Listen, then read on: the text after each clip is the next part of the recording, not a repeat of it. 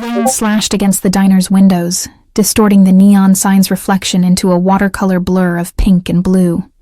I wiped down the counter for the 5th time that hour, my fingertips wrinkled from harsh cleaning solution and my lower back aching from the double shift. The clock above the grill ticked past midnight. 2 more hours until I could drag myself home to my cramped studio apartment. "Coffee, black," growled the trucker at the end of the counter, not bothering to look up from his phone. "Coming right up," I replied, forcing a cheerfulness I didn't feel into my voice. 8 years of waitressing at Eddie's 24-hour diner had taught me that tips depended on smiles, not service. As I poured the coffee, I caught my reflection in the chrome of the coffee machine, dark circles under hazel eyes, chestnut hair pulled back in a messy ponytail, and the permanent wrinkle between my eyebrows that appeared after Mom died last year, leaving me with her medical bills and not much else. At 26, I looked a decade older, worn down by life's endless erosion. The bell above the door jingled, and a gust of cold air swept in along with an elderly man. He stood just inside the entrance, water dripping from his worn tweed coat onto the linoleum floor. His thin white hair was plastered to his head, and he clutched a paper grocery bag that was disintegrating in the rain, the bottom threatening to give way completely. "Sir," I called out, grabbing a clean towel from under the counter. "Let me help you with that." I rushed over, reaching him just as the bag's bottom surrendered to gravity and moisture. We both lunged forward, catching apples, a loaf of bread, and a small carton of milk before they hit the floor. A jar of honey shattered, sending sticky golden liquid across the tiles. "I'm so sorry," the old man said, his voice gentle but trembling slightly. His eyes, a striking ice blue that seemed too vibrant for his weathered face, filled with distress. "I didn't realize the rain had soaked through." "It's no problem at all," I assured him, though Eddie would probably dock my pay for the mess. "Please sit down. I'll help you gather everything." I guided him to a booth away from the door and carefully collected his groceries, placing them in a plastic bag I found in the back. The old man watched me with those piercing blue eyes, something like gratitude and sadness mingling in his gaze. "You're very kind," he said, as I slid into the booth across from him. "Not many people would help a stranger these days." I shrugged, uncomfortable with the praise. "Can I get you something? Coffee? Tea to warm you up?" "Tea would be wonderful," he nodded, his hands, spotted with age but surprisingly steady, folded neatly on the table. "My name is Giuseppe," he added, the name rolling off his tongue with an Italian accent I hadn't initially noticed. "I'm Ellie," I replied, standing to prepare his tea. "Ellie Morgan." When I returned with the steaming cup, Giuseppe was pulling out his wallet. I waved him off. "It's on the house. Rainy night special," I added with a wink. His weathered face crinkled into a smile. "Then perhaps you will sit with me for a moment. The place is empty, and an old man gets lonely." I glanced around. The trucker had left, leaving a measly $1 tip, and the only other customer was a college student passed out in the corner booth, textbooks sprawled around him. Eddie was in the back, probably sleeping off his usual evening whiskey. "Sure," I said, sliding back into the booth. I could use a break anyway. Giuseppe sipped his tea and asked about me. Before I knew it, I was telling him about Mom's cancer, the crushing medical debt, my community college degree gathering dust while I worked double shifts to keep the electricity on. He listened intently, offering sympathetic nods but no pity, which I appreciated. "What about you?" I asked, suddenly self-conscious about dominating the conversation. "Do you live nearby?" A shadow passed over his face. "I live with my son now. Since my wife passed, he insists I cannot be alone." His accent thickened with emotion. "Sometimes I sneak out, like tonight, just to feel independent again." I understood that need all too well. "Your son must care about you a lot." "Stefano has always been protective," Giuseppe said carefully, his eyes dropping to his tea. "Too much, perhaps. He means well, but he forgets I lived more than 60 years before he was born." He chuckled softly, but it didn't reach his eyes. The conversation drifted to lighter topics. Giuseppe's garden, my dream of someday opening a small bookstore cafe, the merits of Earl Grey versus English breakfast tea. For half an hour, I forgot about my exhaustion, the stack of bills waiting at home, and the fact that at 26, my life had stalled before it truly began. When Giuseppe stood to leave, the rain had stopped. I handed him the plastic bag with his salvaged groceries and walked him to the door. "Thank you for the company, Ellie Morgan," he said, patting my hand. "It has been the brightest part of my week." "Come back anytime," I replied, genuinely meaning it. "The tea will always be on the house." He hesitated, then reached into his pocket and pressed something into my palm, a crisp $100 bill. Before I could protest, he shook his head firmly. "Please. You remind me of my Lucia when she was young.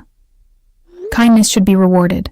Then he was gone, disappearing into the night. I stared at the bill in my hand, feeling a mix of gratitude and unease. It would cover part of my electricity bill, but the amount seemed excessive for a cup of tea and some conversation.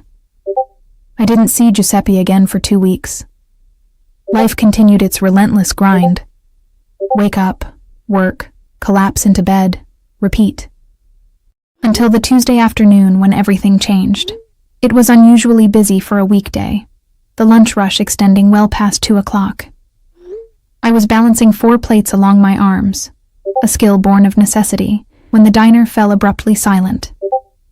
The hair on the back of my neck stood up, some primal instinct sensing a predator had entered the room. I turned, nearly dropping the tuna melt in my left hand.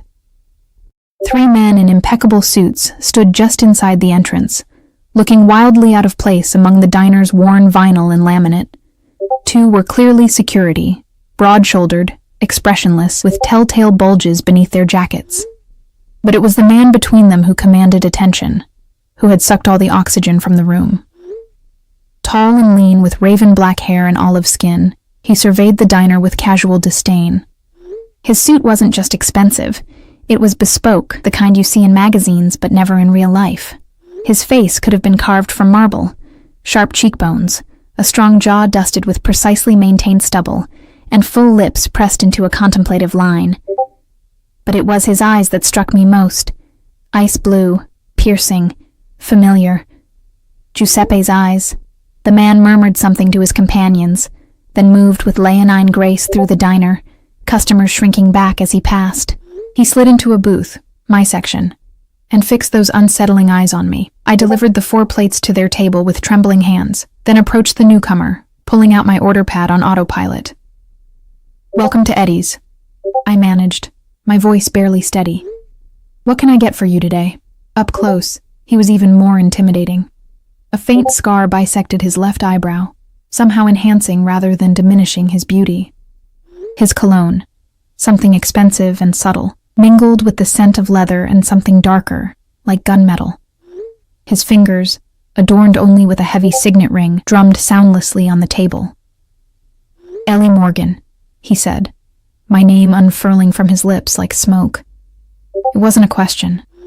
My blood turned to ice. "How do you know my name?" His lips curved slightly, not quite a smile. "You helped my father recently. Giuseppe speaks very highly of you." Understanding dawned. "You're Stefano." He inclined his head slightly, those blue eyes never leaving mine. "Indeed. And you're the waitress who showed kindness to an old man caught in the rain." His accent was more subtle than his father's, but still present, adding a musical quality to his words.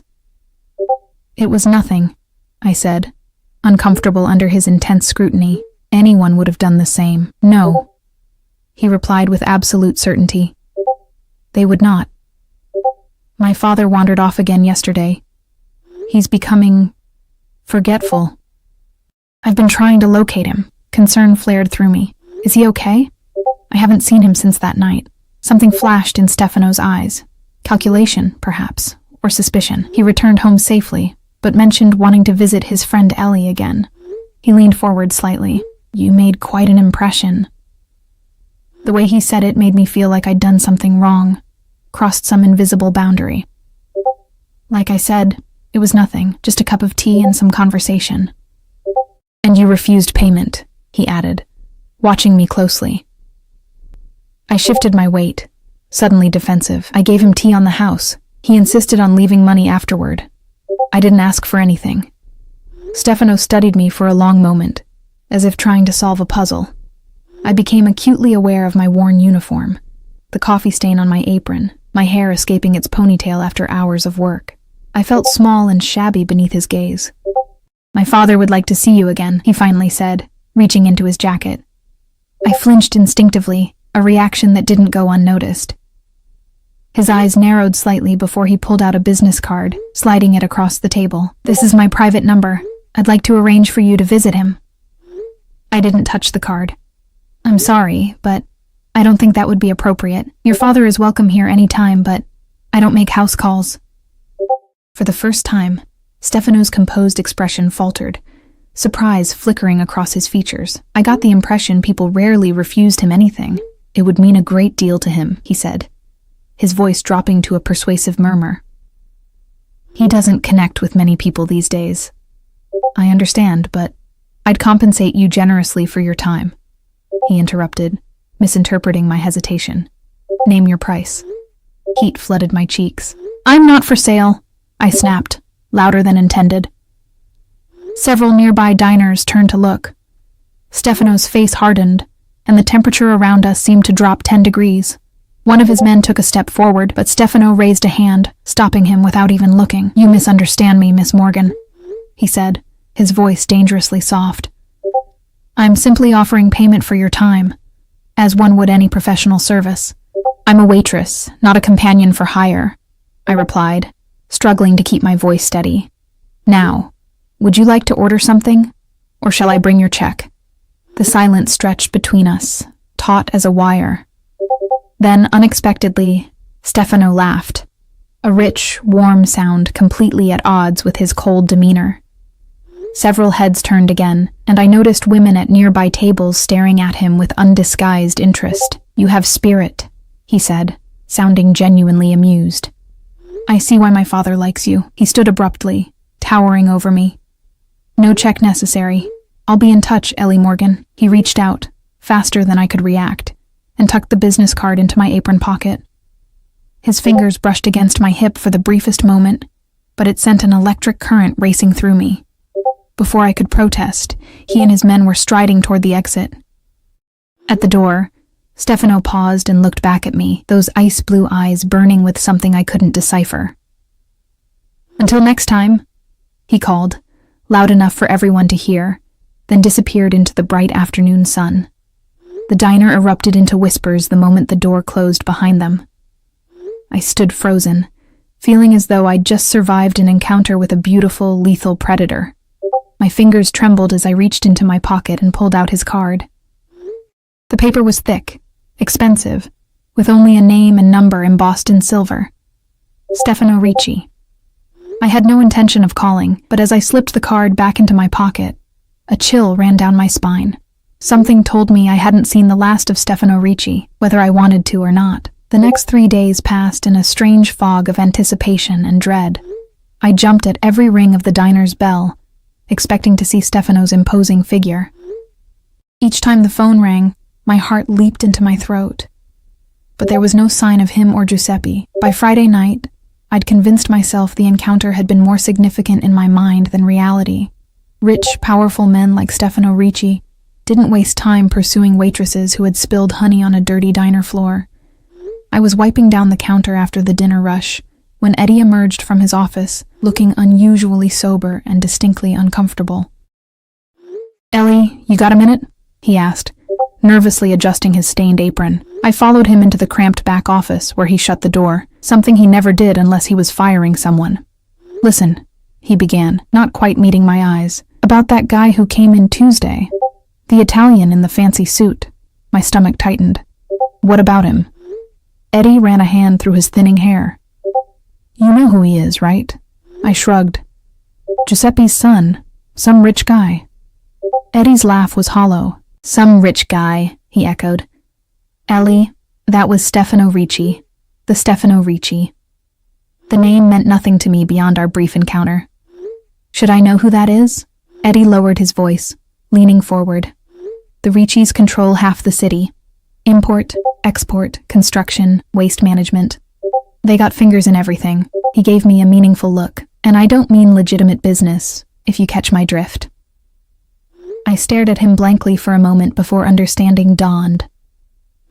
"You're saying he's what? Mafia?" "Keep your voice down," Eddie hissed, glancing at the closed door. But yeah, that's exactly what I'm saying. The Ricci's have been running things for 3 generations. Word is, Stefano's even more ruthless than his grandfather was. The room suddenly felt too small, the air too thin. I remembered the bodyguards, the dangerous grace with which Stefano moved, the cold calculation in those ice blue eyes. "Why are you telling me this?" I asked, though I already knew. Eddie sighed. "Because he called me today, wanted to know your schedule when you get off work. I told him I couldn't give out employee information." He looked almost proud of himself for that small act of defiance.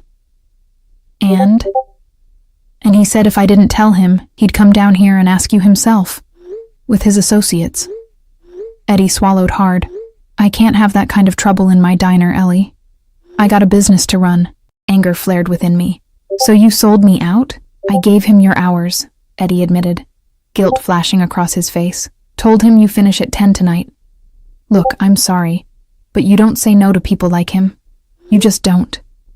I stormed out of the office, slamming the door behind me. Fear and rage battled for dominance as I mechanically served the remaining customers, my mind racing. What did Stefano Ricci want with me? Was this about Giuseppe, or something else entirely? At 9:30, I decided I wasn't sticking around to find out. I told the cook I was feeling sick, hung up my apron, and slipped out the back door into the alley. The night air was cool against my flushed skin as I hurried toward the bus stop, constantly glancing over my shoulder. The street was quiet, most businesses closed for the night, windows dark. I pulled my thin jacket tighter around me, wishing I'd worn something warmer. The bus stop was empty, the schedule showing 15 minutes until the next arrival. I sat on the bench, trying to calm my racing thoughts. Maybe I was overreacting. Maybe Stefano just wanted to talk about his father again. Maybe. A sleek black Bentley glided silently to the curb in front of me. My heart stuttered as the back window rolled down, revealing Stefano's unmistakable profile. He didn't look surprised to see me, as if he'd known exactly where I'd be. "You left work early," he remarked, his voice carrying easily in the quiet night. "And you haven't called." I stood, ready to run, though some rational part of my brain knew it would be pointless. "I'm not interested in whatever you're offering." Stefano stepped out of the car in one fluid motion. Tonight, he wore a charcoal suit over a black shirt, no tie, the top buttons undone to reveal a glimpse of smooth olive skin. Despite my fear, I couldn't deny his magnetic presence. "You haven't heard my offer yet," he countered, moving closer. "Please, at least give me 5 minutes of your time." I glanced down the empty street. The bus was nowhere in sight. "Do I have a choice?" Something like regret flashed in his eyes. "You always have a choice, Ellie Morgan. I'm not the monster you clearly think I am." "Your reputation suggests otherwise," I blurted out, immediately wishing I could take the words back. Stefano's lips curved slightly. "Ah, so someone's been talking. Eddie, I presume?"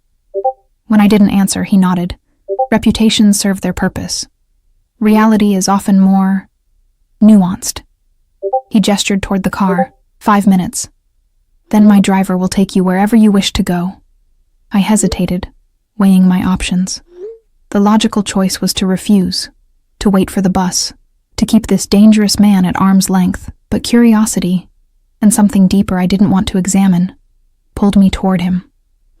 5 minutes, I agreed reluctantly. "But we stay here, in public." Stefano inclined his head, accepting my terms, and guided me back to the bench. He sat beside me, leaving a respectful distance between us. Up close, I could see the fine lines at the corners of his eyes, suggesting he was older than I'd initially thought. Late 30s, perhaps. "My father is asking for you," he said without preamble. "He's becoming increasingly difficult. The doctors say it's the beginning of dementia." The news hit me harder than expected. I'd only spent an hour with Giuseppe, but his gentle manner had touched something in me. "I'm sorry to hear that. He's fixated on your kindness," Stefano continued. "For reasons I don't fully understand, he's convinced you're the only person who truly listens to him." I shifted uncomfortably. I just gave him tea and listened to his stories. Sometimes that's all it takes. Stefano's gaze was penetrating. "I'm asking you to visit him. Just once. It would mean a great deal. Why me? I asked, genuinely puzzled. Surely there are people better qualified. Because he asked for you, Stefano interrupted, an edge of frustration in his voice. Because you showed him kindness without knowing who he was or what he could offer you. His eyes searched mine. Do you know how rare that is in my world? I believed him, and that realization unsettled me. In Stefano's reality, where power and money opened every door, genuine compassion must indeed be scarce. One visit, I said finally, for Giuseppe. Relief washed over Stefano's face, transforming his features. For a moment, he looked younger, almost vulnerable. Thank you. The bus rumbled into view down the street. I stood, prepared to end our conversation, but Stefano gently caught my wrist. His touch was warm, his fingers calloused in places I wouldn't have expected from a man in tailored suits. Let me drive you home, he said, his voice low. It's late. I pulled my arm free, ignoring the lingering warmth where his skin had touched mine. I'll take the bus. Stefano didn't argue, merely reaching into his pocket and handing me another card. The address, Sunday at 2, if that's convenient. I'll send a car. I can make my own way, I insisted. A smile ghosted across his lips. Of course you can, but security at the estate is particular. It would be easier if you arrived in a recognized vehicle. Estate. The casual reference to such wealth made me acutely aware of the gulf between us. I took the card without looking at it and stepped toward the approaching bus. Ellie, Stefano called, making me turn back. Thank you. Truly. For the first time, there was no calculation in his gaze, no hint of manipulation, just genuine gratitude. It humanized him in a way that was more dangerous than any threat could have been. I nodded once, then boarded the bus without looking back, feeling his eyes on me until we turned the corner. Sunday arrived with gray skies and a fine mist that beaded on my hair as I waited outside my apartment building. Despite my insistence, I'd messaged the number Stefano had given me, agreeing to the car he'd offered. Pride wasn't worth getting lost on the way to what I imagined was a heavily guarded compound. At precisely 1:30, a black Mercedes pulled up to the curb. The driver, a stone-faced man in a black suit, opened the door without speaking. I slid into the leather interior, feeling wildly out of place in my simple blue dress. The nicest thing I owned, yet still woefully inadequate for whatever awaited me. We drove through the city, then north along the coast highway, eventually turning onto a private road guarded by an imposing gate. The driver exchanged words with security, and then we were gliding up a winding driveway flanked by immaculate gardens and towering cypress trees. The house, mansion, came into view, and I had to suppress a gasp. Mediterranean in style, with warm stone walls and terracotta roof tiles, it sprawled elegantly across a bluff overlooking the ocean. Flowering vines climbed the facades, and fountain burbled in a central courtyard. It looked like something from a glossy travel magazine featuring the Italian coastline. Not something I'd expect to find hiding in plain sight, near our industrial port city. The car stopped at a side entrance, where an older woman in a simple black dress waited. She introduced herself as Maria, the housekeeper, and led me through a maze of corridors decorated with antique furniture and artwork that probably cost more than I'd earn in several lifetimes. We emerged into a sunroom overlooking the gardens and the ocean beyond. Giuseppe sat in a comfortable chair near the windows, a book open on his lap, looking frailer than I remembered. His face lit up when he saw me. Ellie, you came! He struggled to rise, but I hurried forward, gently pressing him back into his seat. Don't get up, I said, smiling. It's good to see you again, Giuseppe. Giuseppe clasped my hands in his blue eyes bright with joy. Sit, he urged, indicating a chair beside him. Maria, bring tea for our guest. The housekeeper nodded and disappeared silently. I settled into the chair, taking in the sunroom's beauty, potted citrus trees, wicker furniture with plush cushions, and through the windows, an uninterrupted view of the glittering ocean below. How have you been? I asked, genuinely concerned by his thinner frame and the slight tremor in his hands. Oh, some days better than others, Giuseppe replied with a dismissive wave. The doctors fuss too much. At my age, forgetting where I put my glasses is normal, no? His eyes twinkled mischievously. I smiled, but couldn't help wondering if there was more to his condition than he admitted. It happens to all of us. But you, he continued, studying me intently.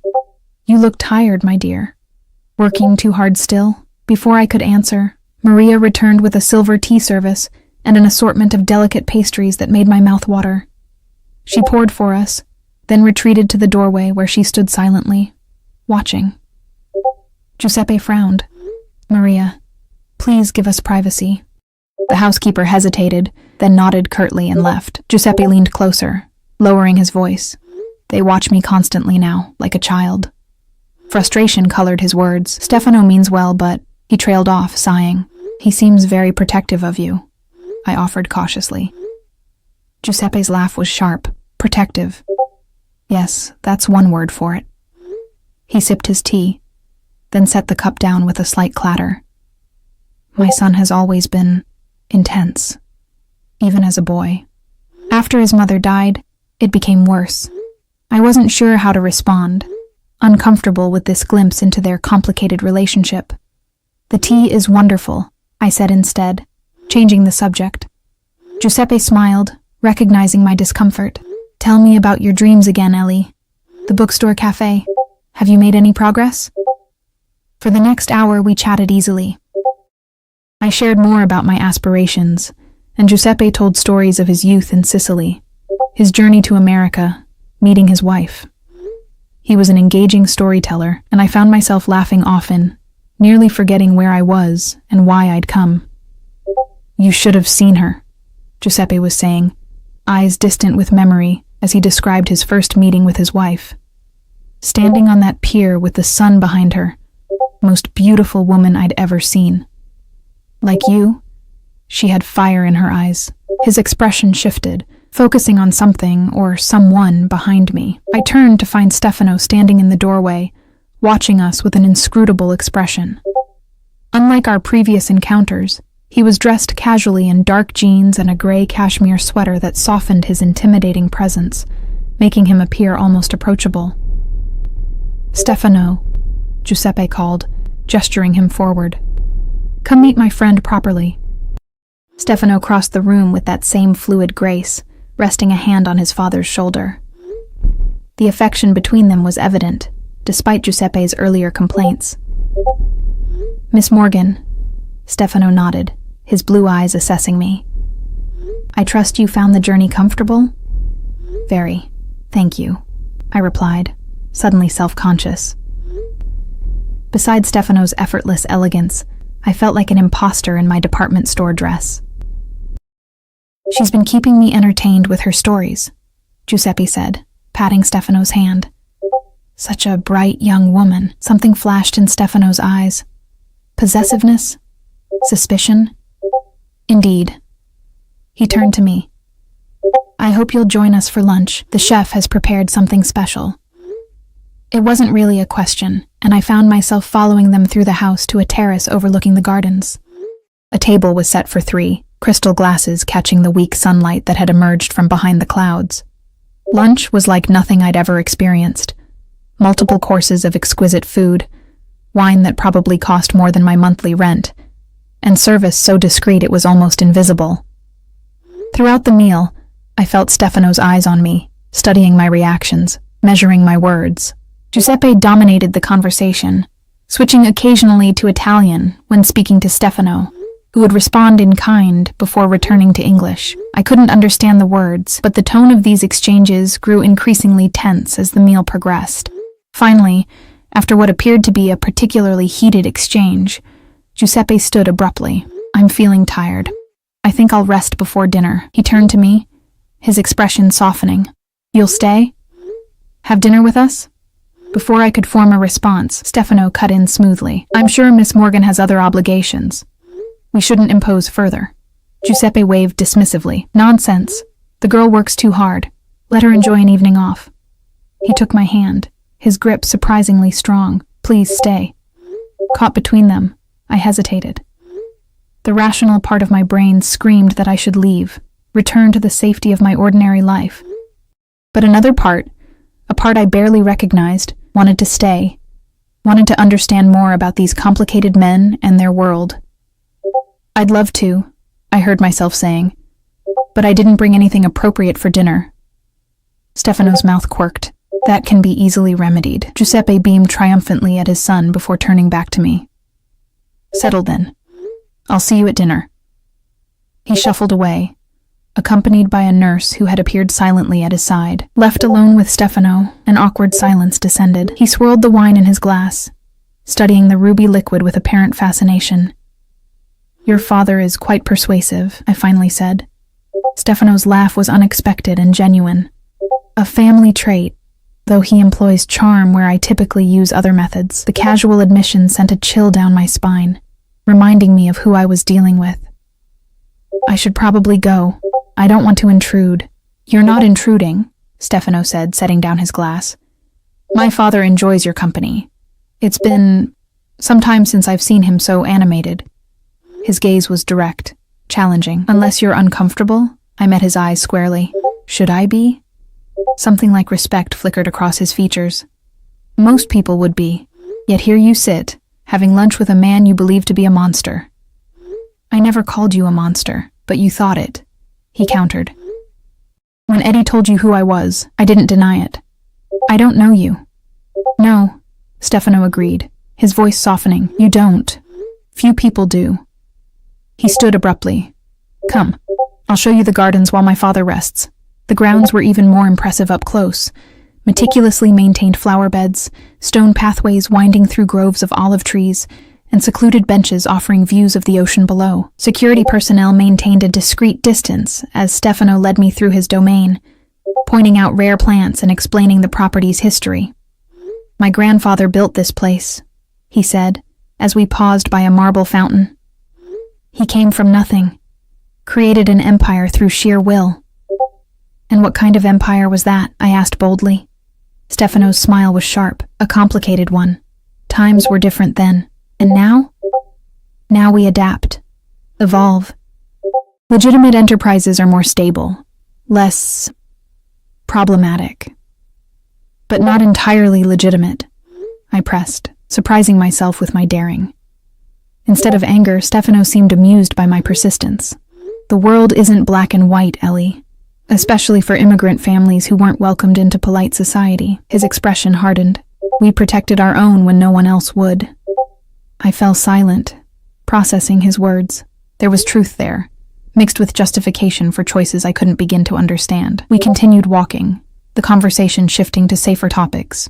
Books, music, travel. Stefano was educated, articulate, unexpectedly well-read. In another context, I might have found him charming. As we circled back toward the house, Stefano stopped suddenly. I have business to attend to before dinner. Maria will show you to a guest room where you can rest. She'll also provide some options for evening attire. That's not necessary. Please, he interrupted, his tone gentler than I'd heard before. Allow me this courtesy, for my father's sake. I nodded reluctantly, and he escorted me to the house where Maria waited. Before leaving, he hesitated, then added, Thank you for being kind to him. It means more than you know. As the afternoon stretched into evening, I found myself in a surreal situation. The guest room was larger than my entire apartment, with a bathroom featuring marble surfaces and luxury products I'd only seen in magazines. Maria had brought several dresses, all exactly my size, which raised questions I decided not to dwell on, along with shoes and jewelry. I chose the simplest option, a black cocktail dress with minimal detailing, though even this was finer than anything I'd ever worn. Looking at my reflection, I barely recognized myself. The woman in the mirror looked elegant, composed, a far cry from the exhausted waitress I'd been that morning. At 7, Maria escorted me to a formal dining room where Giuseppe waited, looking refreshed after his rest. His face lit up when he saw me. Beautiful, he declared, patting the chair beside him. Like a princess, I blushed, unused to such compliments. Hardly. But thank you for the lovely dress. My son's doing, Giuseppe confided with a wink. He has excellent taste. As if summoned by his name, Stefano entered. He'd changed into a tailored black suit that emphasized his broad shoulders and lean frame. He paused when he saw me, his expression inscrutable. "Miss Morgan," he said formally, taking his seat across from me. "The dress suits you." Before I could respond, the first course arrived. Dinner progressed much like lunch. Exquisite food, fine wine, and conversation dominated by Giuseppe, who seemed determined to draw connections between Stefano and me. "Did Stefano tell you he also wanted to open a bookstore once?" Giuseppe asked me at one point, when he was at university, before he joined the family business. Stefano's jaw tightened. "That was a long time ago, Father. Dreams don't die. They just change form," Giuseppe insisted. "Isn't that right, Ellie?" I felt caught in their private battle. "Sometimes circumstances force our dreams to adapt," I offered diplomatically. Giuseppe nodded sagely. "Exactly. But circumstances can change again, no?" As dessert was served, Giuseppe's energy began to flag visibly. His hands trembled more pronouncedly, and twice he seemed to lose the thread of conversation. Stefano watched him with barely concealed concern. "I think it's time for you to rest, Father," he said gently, after Giuseppe struggled to lift his coffee cup. For once, the older man didn't argue. "Perhaps you're right." He turned to me, squeezing my hand. "You'll come again? Soon?" The naked hope in his eyes made my throat tight. "Of course." Stefano called for the nurse, who appeared immediately to help Giuseppe to his feet. The old man kissed my cheek before allowing himself to be led away, leaving Stefano and me alone once more. "I should be going too," I said into the silence. "It's getting late." Stefano studied me, his expression unreadable. "One more drink?" "On the terrace. The night view is worth seeing." I should have refused. Should have thanked him for his hospitality and asked to be driven home. Instead, I found myself following him through the house to a different terrace, this one smaller and more intimate, with a fire pit casting warmth against the cool night air. The fire danced in the pit, casting golden light across the terrace as Stefano poured amber liquid from a crystal decanter into 2 glasses. He handed one to me, our fingers brushing momentarily in the exchange. "Cognac," he explained. "My grandfather's favorite." I accepted the glass, but didn't drink immediately, instead watching as Stefano settled into a chair opposite mine. The night was clear now, stars scattered across the dark canvas above, the ocean a black mirror reflecting the moon's silvery path. From this vantage point, the city lights glimmered in the distance, reminding me of how far I was, in every sense, from my normal life. "Your father is quite remarkable," I said, breaking the silence. Stefano's mouth curved slightly. He's always had a gift for connecting with people. It served him well in his younger days. "And what about you?" I ventured. "Did you inherit that gift?" His laugh was soft, almost self-deprecating. "I inherited different qualities: precision, calculation, a certain pragmatism. Qualities better suited to running an empire?" "Precisely." He sipped his cognac, his eyes never leaving mine over the rim of his glass. "Though I sometimes wonder what my mother would think of the man I've become." The admission surprised me, a rare glimpse of vulnerability from someone who seemed defined by strength and control. I took a small sip of the cognac, the liquid warming my throat. What was she like? Something softened in Stefano's expression. Beautiful, kind, stubborn. His smile grew more genuine. "She stood up to my father when no one else dared. Even stood up to my grandfather, which was unprecedented." "You miss her," I observed quietly. "Every day." He leaned forward, the firelight casting shadows across his face. "She would have liked you." The compliment caught me off guard, sending an unexpected flutter through my chest. I looked away, focusing on the distant city lights. "You don't know me well enough to say that." "I know more than you think," Stefano countered.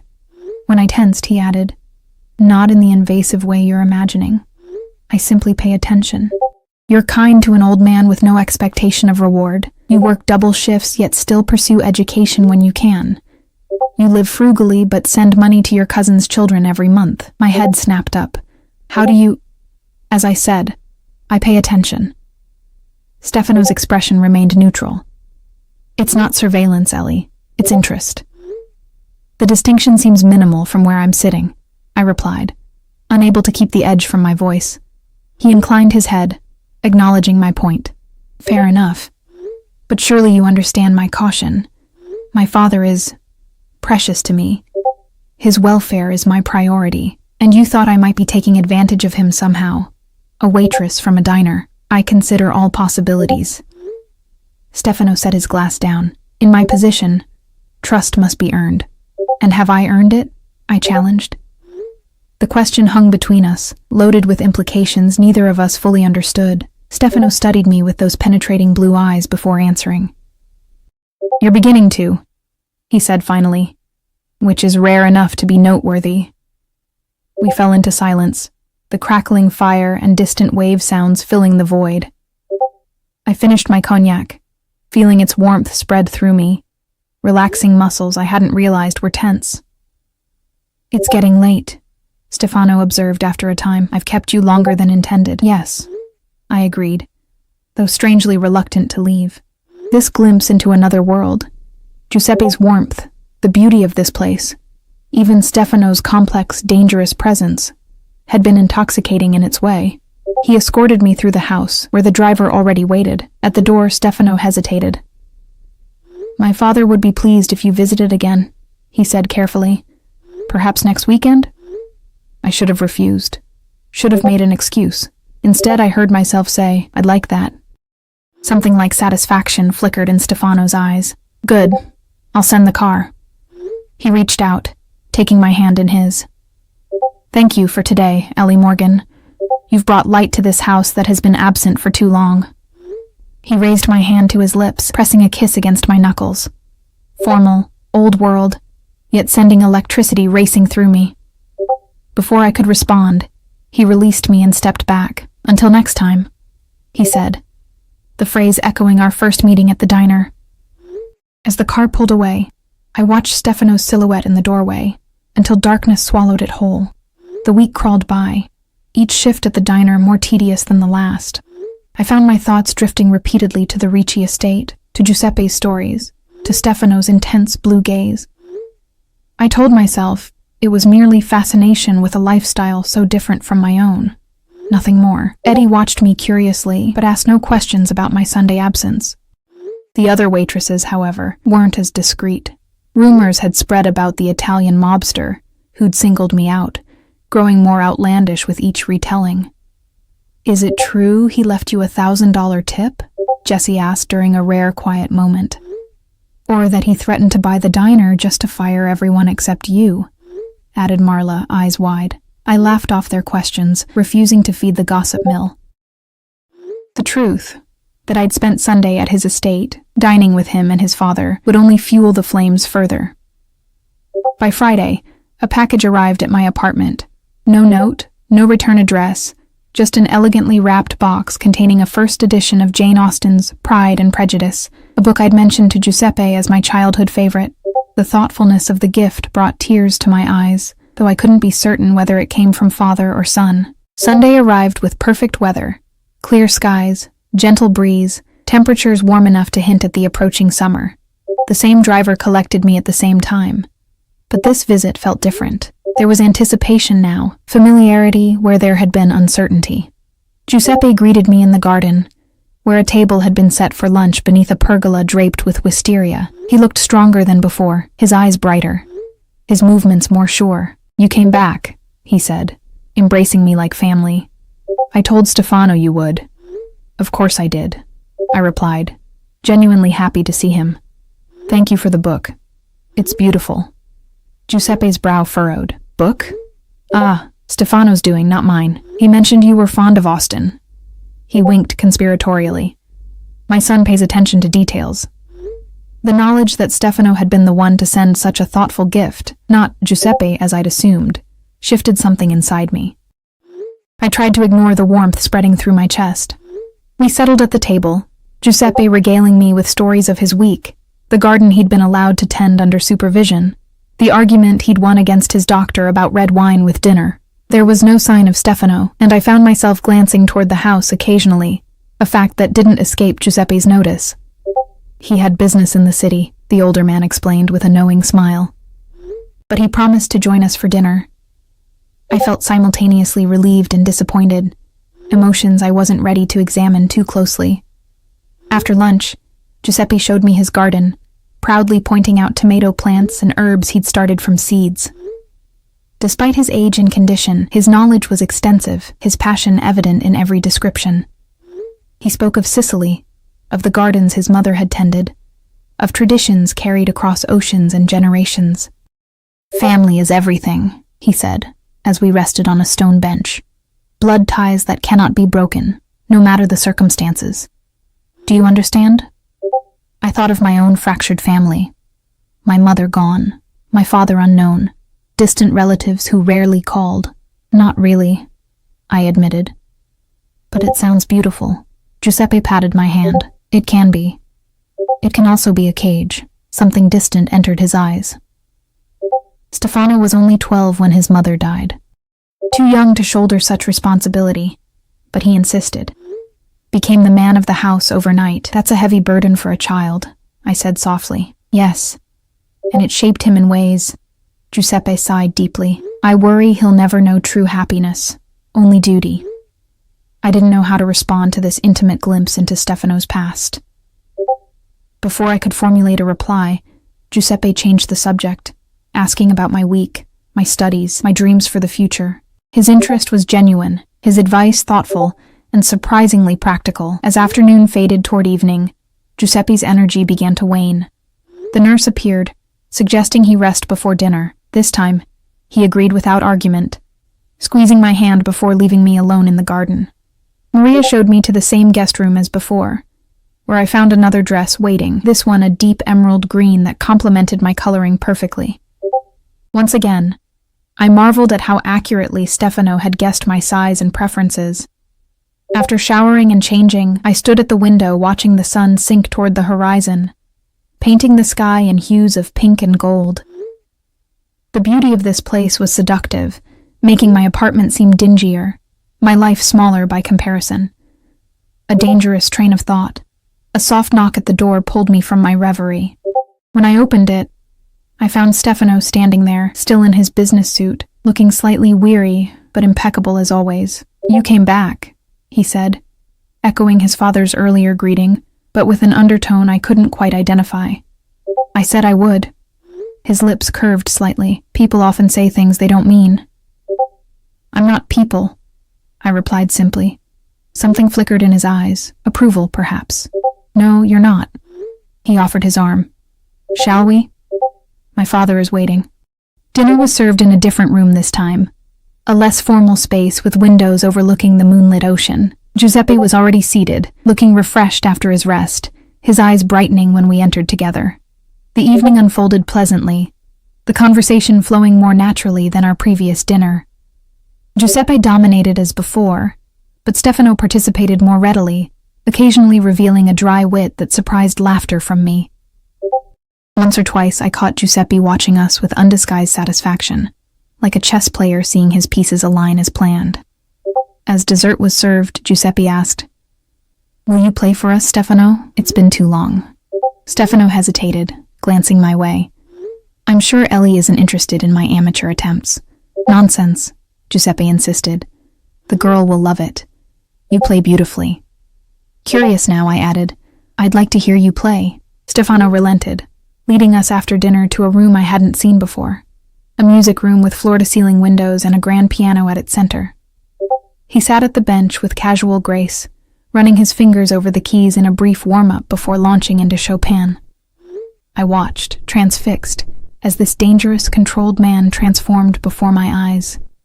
His expression softened, passion replacing precision as the music flowed through him.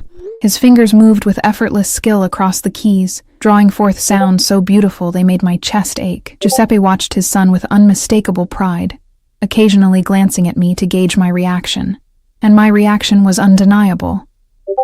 I was moved, not just by the music, but by this unexpected glimpse of Stefano's soul laid bare. When the piece ended, silence hung in the room, thick with emotion. Stefano looked up, his eyes finding mine, vulnerability and question in his gaze. "That was beautiful," I said softly, meaning it. Something passed between us in that moment, A connection, a recognition, a possibility neither of us had anticipated. Giuseppe cleared his throat, breaking the spell. "I find myself tired again," he announced, though his eyes were bright and alert. "Perhaps you young people would enjoy a walk in the gardens. The night is lovely." His matchmaking was transparent, but neither Stefano nor I called him on it. We bid him good night, and then we were alone again, the air between us charged with something new and undefined. We walked in silence through the moonlit gardens, following a stone path that wound between fragrant rosemary hedges and flowering jasmine. The ocean's rhythmic murmur provided a gentle backdrop, punctuated by nightbirds calling from the cypress trees. Despite the tranquility, tension hummed between us, unspoken questions, unacknowledged attraction, and the reality of our vastly different worlds. "Your father is quite the matchmaker," I finally said, breaking the silence. Stefano chuckled, the sound warm in the night air, subtle as a sledgehammer. "I apologize if it made you uncomfortable." "It didn't," I admitted. "It's sweet, actually. He cares about you." "He worries," Stefano corrected, guiding me toward a stone balustrade overlooking the cliffs. "He thinks I've sacrificed too much for the family, for the business." I leaned against the cool stone, gazing at the moonlight dancing on the waves below. "And have you?" He considered this, standing close enough that I could feel the warmth radiating from his body. "I made choices. We all do." His voice softened. "But lately, I've been wondering if some things were lost that can't be recovered." "Like what?" "Normalcy. Simplicity." He turned to me, his face half illuminated by moonlight, half in shadow. "The chance to be known for myself, not my name or reputation." The vulnerability in his admission caught me off guard. For all his power and danger, in that moment Stefano Ricci seemed profoundly human, a man trapped by circumstances, bound by duty and expectation. "Is that why you were drawn to me?" I asked boldly. "Because I knew nothing about you when we met?" His smile was rueful. "Perhaps. Or perhaps I was drawn to your kindness to an old man who needed it." He reached out, tucking a strand of hair behind my ear, his fingers lingering against my cheek. "Or perhaps I simply find you beautiful, Ellie Morgan." My breath caught at his touch, at the intensity in his eyes. "This can't go anywhere," I said softly, even as I leaned slightly into his hand. "Your world and mine, they don't intersect. Yet, here we are," he countered, his thumb tracing my jawline, intersecting quite definitively. Before I could respond, a discreet cough sounded behind us. Stefano dropped his hand, turning to find one of his security men standing several paces away. "What is it, Antonio?" Stefano asked, his voice instantly colder, the vulnerable man vanishing behind the mask of authority. "A call, sir. From Naples." The man's expression conveyed urgency without details. Stefano nodded sharply. "I'll take it in my office." He turned back to me, regret in his eyes. "I have to handle this. Please, make yourself comfortable. I shouldn't be long." I watched him stride away, back straight, shoulders set, every inch the powerful man his reputation suggested. The contrast with the pianist, with the son who worried his father, with the man who had almost kissed me moments before, was stark and unsettling. Left alone, I wandered the gardens, trying to sort through my conflicted emotions. Whatever was happening between Stefano and me was dangerous, not just because of who he was, but because I found myself caring despite knowing better. After 30 minutes with no sign of him returning, I decided to head back to the house. The night had grown cooler, and weariness was setting in. As I approached the terrace, voices carried through an open window, Stefano's and another man's, speaking rapid Italian. Though I couldn't understand the words, the tone was unmistakably tense. I hesitated, not wanting to interrupt what sounded like business. As I turned to find another entrance, Stefano's voice switched to English. "It's unacceptable," he was saying, cold fury in each syllable. "We had an agreement. If they've broken it, there will be consequences." "They claim ignorance," the other man replied. "Say it was a rogue action." "I don't believe in coincidences, Marco." Stefano's voice lowered dangerously. "Find out who's responsible. Send the appropriate message." The words sent a chill through me, a stark reminder of who exactly I was dealing with. This wasn't just a man who sent thoughtful gifts and played Chopin with passion. This was someone who sent messages, who commanded fear and respect in a world I could barely comprehend. I backed away silently, circling around to another entrance. Inside, I encountered Maria, who seemed unsurprised to see me. "Mr. Ricci asked me to apologize," she said formally. "He's been detained by business and will be occupied for some time. He's arranged for the car to take you home whenever you're ready." The dismissal was polite but clear. Whatever moment we'd shared in the garden had passed, reality reasserting itself between us. I nodded, forcing a smile. "I understand. I'm ready now." As the car carried me back to my apartment, I stared out the window at the passing lights, trying to reconcile the different versions of Stefano I'd encountered. The ruthless businessman, the devoted son, the passionate musician, the man who'd nearly kissed me beneath the moon. Which was the real Stefano Ricci? Perhaps they all were, facets of a complex man shaped by circumstance and choice. The next morning, roses arrived at my door, 24 deep red blooms with a simple card. "Until next time, S." I arranged them in the only vase I owned, their beauty incongruous in my shabby apartment, much like my growing feelings for their sender. Days passed with no further contact. I returned to my routine: work, study, sleep. But thoughts of the Ricci estate, of Giuseppe's stories and Stefano's intense gaze, lingered at the edges of my consciousness. By Friday, I'd convinced myself that whatever had begun between us had ended, a brief intersection of disparate lives, nothing more. Then Giuseppe called the diner. "Ellie, my dear." His voice was strained, lacking its usual vigor. "I wonder if you might visit this Sunday. There's something important I need to discuss with you." Concern overrode my hesitation. "Of course. Is everything all right?" "Just come," he said cryptically. "Please." Sunday found me once again in the familiar Mercedes, winding up the coastal road to the estate. This time, however, something felt different. The security at the gate was heavier, the guards more vigilant, the driver remained silent to my questions. Maria met me at the door, her usual composure fractured by worry. "Mr. Ricci is in his room. He's been asking for you all morning." She led me through the house to Giuseppe's suite, a spacious set of rooms I hadn't seen before, decorated with antiques and photographs spanning decades. Giuseppe sat in an armchair by the window, looking frailer than I'd ever seen him, a blanket across his legs despite the warm day. "Ellie," he smiled weakly. "You came." "I said I would," I replied, echoing my words to Stefano from our last meeting. I knelt beside his chair, taking his cold hand in mine. "What's wrong?" Giuseppe patted my hand. "Time catches us all eventually, my dear. The doctors say my heart is tired." His blue eyes, so like his son's, held mine steadily. "I don't have much time left." The news struck me harder than I would have expected for someone I'd known so briefly. In our few meetings, Giuseppe had become important to me, his kindness, his stories, his genuine interest in my life. "I'm so sorry," I whispered, squeezing his hand. "Is there anything I can do?" "Yes," he said with sudden urgency. "You can listen and understand." He glanced toward the door, lowering his voice. "My son. He carries too much weight, has for too long. His whole life he's done what was expected, what was needed for the family." I nodded, unsure where this was leading. "When I'm gone, he'll have no one," Giuseppe continued. "No one who sees him, truly sees him, beyond the name, beyond the business." His grip on my hand tightened.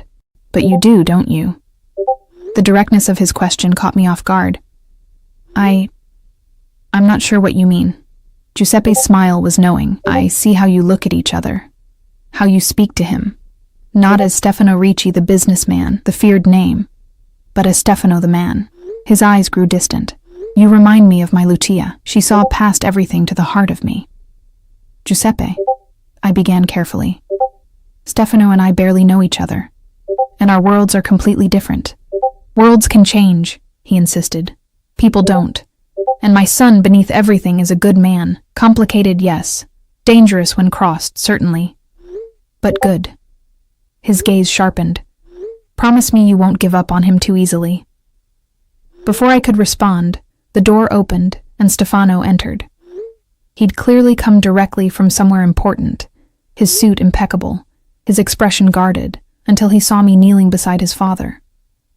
Something flickered in his eyes, surprise, followed by something softer. Ellie, he said, my name a question on his lips. I didn't realize you were visiting today. I asked her to come, Giuseppe interjected. We had things to discuss.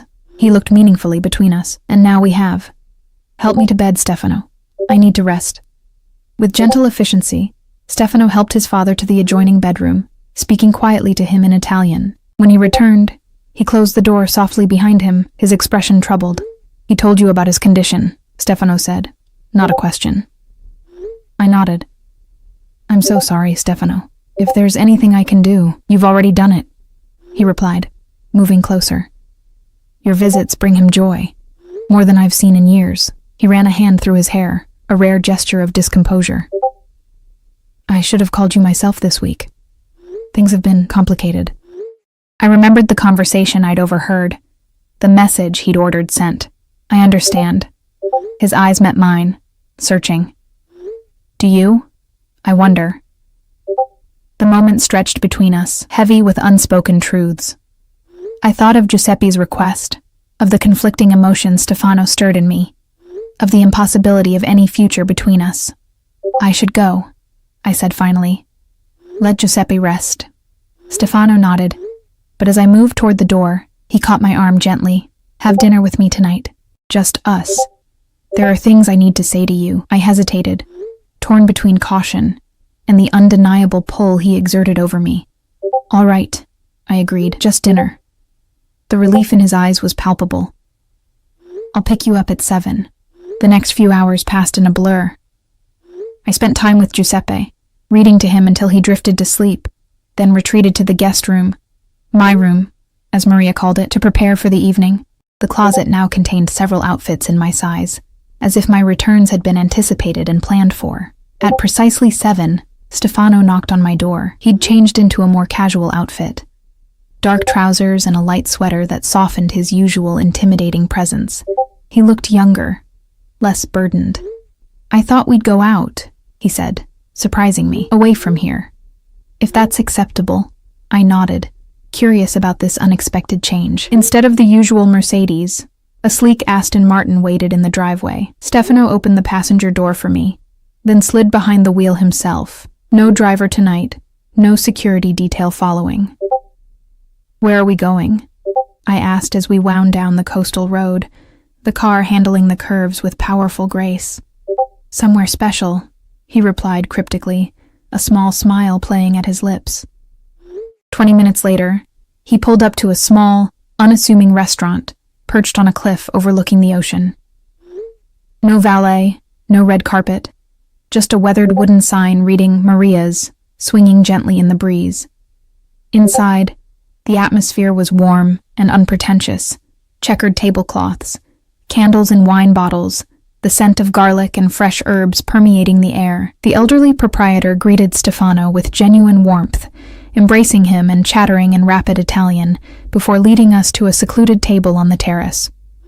As we settled in, I looked at Stefano questioningly. This was my mother's favorite place, he explained, something vulnerable in his expression. I've never brought anyone else here. The significance of his admission wasn't lost on me. This wasn't the powerful Stefano Ricci entertaining business associates at exclusive restaurants. This was Stefano the man, sharing something deeply personal. Over simple but exquisite food and local wine, we talked, really talked, for the first time. He told me about his childhood, his mother's illness, his reluctant but determined assumption of family responsibilities at a young age.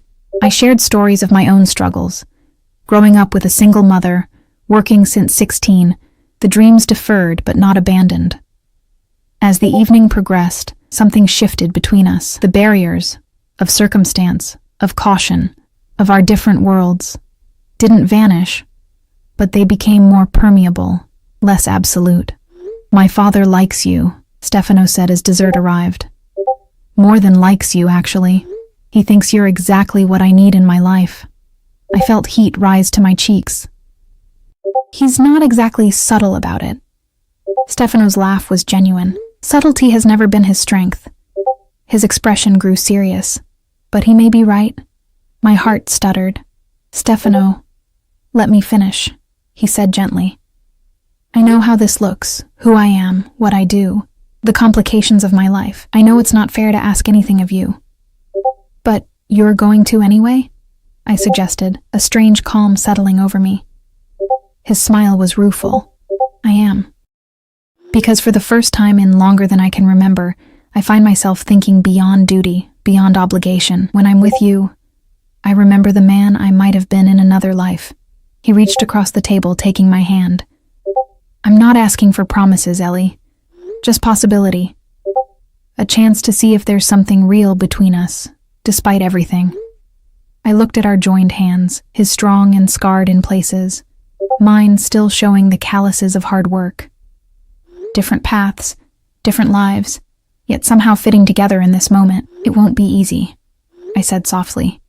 Few worthwhile things are, he replied, his thumb tracing circles on my palm. As the sun set over the ocean, painting the sky in shades of fire, I made my choice, not with certainty of outcome, but with certainty of feeling. Whatever path lay ahead, complicated, dangerous, impossible as it might seem, I wanted to walk it with this complex, compelling man who had unexpectedly entered my life because I helped an old man with his groceries. Yes, I said simply, squeezing his hand. Yes to possibility. Stefano's smile, genuine, unguarded, transformative, was worth every risk the future might hold. Epilogue. 1 year later. The bookstore cafe buzzes with afternoon customers, students with laptops, mothers with young children exploring the children's corner, business people grabbing coffee between meetings. I wipe down the counter, arranging fresh pastries in the display case, satisfaction warming me from within. The bell above the door jingles, and I look up to see Stefano entering, a potted plant carefully cradled in his hands. Since Giuseppe's passing 6 months ago, Stefano has taken up his father's gardening hobby, finding peace in nurturing growing things. For your office, he says, setting the fragrant rosemary plant on the counter. From the estate cuttings, I lean across the counter to kiss him, no longer surprised by the happiness that blooms whenever he's near. It's perfect. Thank you. He glances around the busy cafe, pride evident in his gaze. How's business today? Booming, I reply honestly. The bookstore cafe, Giuseppe's, named in honor of the man who inadvertently brought us together, has been successful beyond my wildest dreams, though I harbor no illusions about the source of some of that success. Stefano's connections ensured prime location, favorable loans, and a steady stream of customers in the early days. But I've made this place my own, insisting on genuine independence, even as I accepted his help. The books are my selection, the recipes my mother's, the atmosphere exactly as I'd always envisioned. A dream realized, not given. Dinner at the house tonight? Stefano asks, his hand covering mine. The simple gold band on his finger catches the light. A recent addition, formalized just 3 weeks ago in a small ceremony at the estate gardens. Wouldn't miss it, I reply. Our relationship isn't without complications. His business still operates in shadows I don't fully illuminate, and reconciling our different worlds requires constant navigation. But we've found our balance, a shared life neither of us could have anticipated that rainy night when I helped an old man with his groceries. As Stefano leaves, pausing at the door to look back at me with those piercing blue eyes, his father's eyes, now filled with something I never expected to find. Love. I think of Giuseppe's words from that day in his room. Worlds can change. People don't. In the end, he was right. Our worlds adapted, merged, created something new between them. And Stefano, beneath everything, was indeed a good man. Complicated, powerful, sometimes dangerous, but fundamentally good. With a capacity for love I'm privileged to have discovered. The bell jingles again as another customer enters, pulling me back to the present moment, to this life I've chosen, with all its complexity and unexpected joy.